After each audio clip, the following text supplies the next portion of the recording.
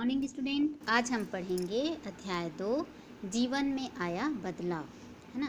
अभी तक हमने पढ़ा था नए नए राज्यों का विकास, है ना। पिछले पाठ में हमने क्या पढ़ा था कि अनेक परिस्थितियों में नए साम्राज्यों का, है ना, अलग अलग स्थान पर छोटे छोटे राज्यों का क्या हुआ, विकास हुआ। इस काल में हमें समाज, अर्थव्यवस्था और धर्म में भी परिवर्तन दिखाई देते हैं। वैसे तो समाज, अर्थव्यवस्था और धर्म में परिवर्तन हर समय होता रहता है। आइए देखें कि ये बदलाव किस तरह हुए। ये उस समय की बात है ना, कौन से समय की, 650 ईस्वी से 1200 ईस्वी तक का। वो भी भारत का जनजीवन है कि भारत के लोगों के जनजीवन में क्या बदलाव है। देखो, उन दिनों आज की तुलना में, है ना, आज के जो समय है उससे पहले उन दिनों में अधिक जंगल थे। गांव व शहर भी थे, किंतु गांव और शहर आज की तुलना में कम और छोटे थे। आज के समय में जो गांव और शहर एक में मिल गया है, कौन सा गांव कौन सा शहर ये समझ में नहीं आता ना, वैसा नहीं था, छोटे छोटे थे। वनों में रहने वाले लोग, पुराने समय की तरह उन दिनों जंगलों में भी काफ़ी लोग रहते थे। पुराने समय के लोगों की तरह ये लोग भी जंगलों से क्या, कंदमूल, फल आदि इकट्ठा करते तथा जानवरों का शिकार करते और उसी से अपना गुजारा चलाते थे, है ना। यही कंदमूल, फल और जो जानवर थे ना, वही उनका क्या था, भोजन था। लेकिन उनके जीवन में भी काफ़ी बदलाव आया।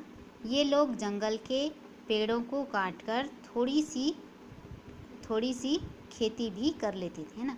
जो आप लोग आगे पढ़ोगे कि झूम खेती, है ना, जिसमें क्या करते थे, लोग जंगलों के पेड़ों को जला देते और फिर उस पर खेती करते थे। वे खेतों में न हल चलाते थे, न सिंचाई करते थे, सिर्फ बीज बिखेर कर रखवाली करते थे। जब फसल पक जाती तो उसे काट लेते और छोटी छोटी बस्तियां बनाकर रहते थे। इसी तरह बस्तियां बनने लगी। उसे कहते थे, उस समय में पल्ली कहा जाता था। जो बस्तियां होती थी ना, उसे पल्ली कहा जाता था। वे जंगलों से तरह तरह की चीज़ें इकट्ठी करते थे और उसके बदले गांव या शहरों में अनाज, तेल, लोहा, जो आवश्यकता की चीज़ें हैं ना, उसको खरीद कर लाते थे। वे राजाओं को भी भेंट देते थे, है ना, क्योंकि वो उस समय राजाओं का शासन था, इसलिए राजाओं को भेंट भी देते थे। इस प्रकार का जीवन जीने वाले बहुत से समूहों के बारे में हमें उस काल की पुस्तकों से पता चलता है ना, कि जो उस समय की पुस्तकें हैं उससे उसके जीवन के बारे में पता चलता है। जैसे सबर जनजाति, निषाद, पुलिंद, भील, ये सब क्या है, जंगलों में रहने वाले लोग हैं। फिर देखते हैं घुमक्कड़ लोग। घुमक्कड़ मतलब जो घूम घूम कर अपना जीवन बिताते हैं ना। उन दिनों बहुत से ऐसे लोग थे जो लगातार एक जगह से दूसरी जगह घूमते रहते थे। एक जगह जैसे हम लोग घर बना के रहते हैं ना, एक गांव में एक ही घर में रहते हैं, वैसे नहीं रहते थे। कभी इस गांव में तो कभी उस गांव में, ऐसे वो हमेशा घूमते रहते थे और जीवन जीते थे। इनमें पशु चराने वाले कई समूह थे। इनके जीवन में भी अब बदलाव आ रहा था, है ना। इन समूहों के कई लोग अब घुमक्कड़ जीवन छोड़कर गांव में बसकर खेती करने लगे थे। जो घूम घूम कर जीवन जीते थे ना, जैसे आज के समय में हम लोग जो देवार जात के लोग बोलते हैं ना, उन लोग घूम घूम के जीते रहते हैं, है ना। तो वैसे ही थे इन लोग। कुछ घुमक्कड़ समूह के लोग अच्छे कारीगर भी थे, जो लोहे की चीज़ें बनाते थे और दूर के इलाकों से जाकर तालाब खोदने या साफ करने का काम करते थे। अब क्या किए इन लोगों ने घुमक्कड़ जीवन छोड़कर गांव में बसने लगे और खेती करने लगे।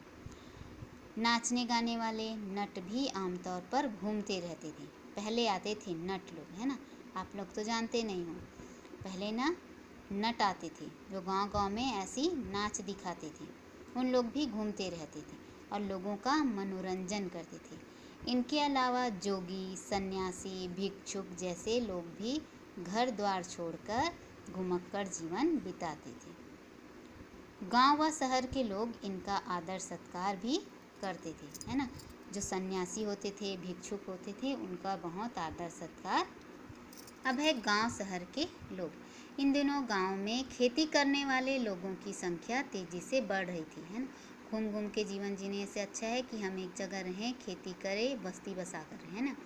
जहाँ पहले खेती नहीं हो सकती थी, ऐसी जगहों पर भी सिंचाई की व्यवस्था करके लोगों ने खेती करना शुरू कर दिया। यहाँ तक कि राजस्थान के मरुस्थली क्षेत्रों, मरुस्थल क्षेत्र मतलब जहाँ रेत ही रेत होता है ना, रेत को बालू भी कहते हैं, क्षेत्रों के आसपास और हिमालय के पर्वतीय क्षेत्रों पर भी खेती होने लगी, है ना। जो ये क्या है, दुर्गम स्थल है, पहाड़ी क्षेत्र है, मरुस्थल क्षेत्र है, वहाँ कोई भी जीवन जो है वो सुगम नहीं होता, सरल नहीं होता है, दुर्गम क्षेत्र है ना। तो छत्तीसगढ़ के इतिहास से पता चलता है कि 11वीं शताब्दी में रतनपुर में 1400 तालाब बनवाए गए थे। इनकी संख्या अब घटकर 250 के लगभग रह गई। देखो, जो तालाबों की संख्या है वो क्या है, घट गई है ना, क्योंकि लोग तालाबों का उपयोग अब कम कर देते हैं, इसलिए वो क्या है, धीरे धीरे घटने लगी। अच्छा, इनको क्या किए होंगे बताओ तो, इन तालाबों को क्या किए होंगे, हो सकता है खेती के लिए उपयोग किए होंगे, है ना। गांव की विशेषता यह थी कि इनमें कई जाति के लोग रहते थे। गांव का समाज बहुत हद तक जाति व्यवस्था से बंधा था। हर जाति की अपनी अपनी अलग अलग बस्ती होती थी। इनमें चांडाल, सोपाक, सूत, मागध आदि अनेक जातियाँ थीं जिन्हें गांव या शहर की सीमाओं के अंदर रहने का अधिकार नहीं था। जो चंडाल है, सोपाक है ना, इनको निम्न जाति कहा जाता था। तो ऐसे लोगों को गांव के या शहर की सीमा के अंदर नहीं रहने दिया जाता था। वे जानवरों का शिकार करना, उनके खाल निकालना, चमड़े की चीज़ें बनाना, लकड़ी काटना, शमशान में काम करना जैसे काम करते थे, है ना। इसलिए इन लोगों को छोटी जात समझा जाता था, तो उनको गांव में नहीं आने दिया जाता था। तो आज के लिए इतना ही।